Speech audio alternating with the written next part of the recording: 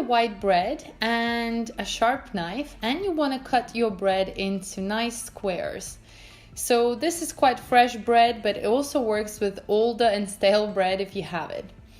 Once you've cut it into stripes, we're going to cut this into squares.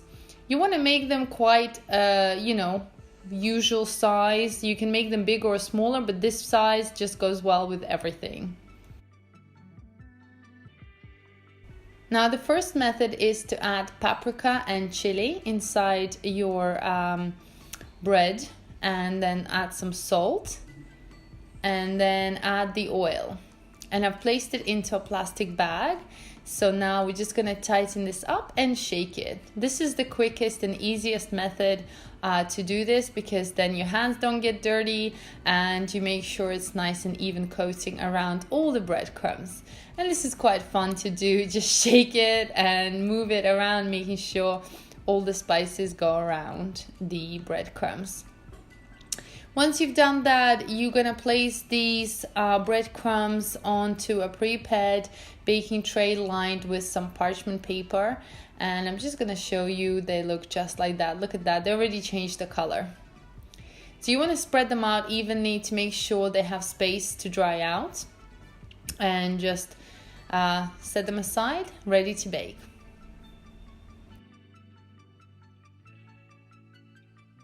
The second method is tomato croutons. So we're gonna add some olive oil together with tomato paste.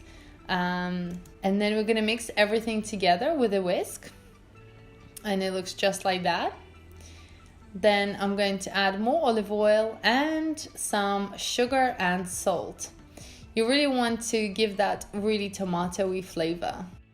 So mix everything together until it's nice and smooth. And we're gonna repeat the method. We're gonna put all our breadcrumbs into a plastic bag, and you can, use any freeze bags that you can find in any supermarket stores. And then we're gonna add our tomato mixture inside all over the breadcrumbs. Because this is more of a wet mixture than previous, we just used the spices. We're gonna have to shake really hard. So you want to do the same thing, shake it up and down, and some of them will be more tomatoey, some of them will be less tomatoey, but at the end they will really taste like you're eating tomato bread. It's actually so good. This is my favorite one.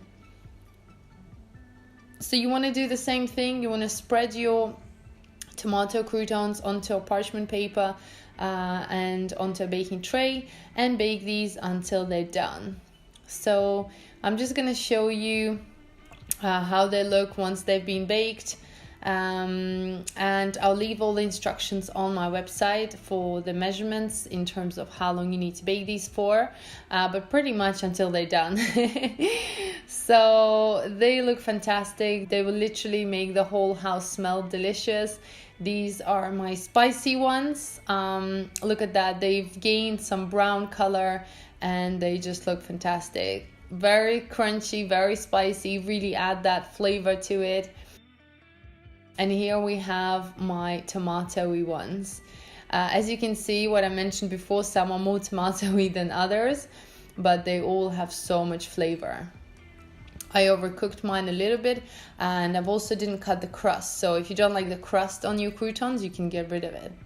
But there you go, guys. They're so delicious, super crunchy.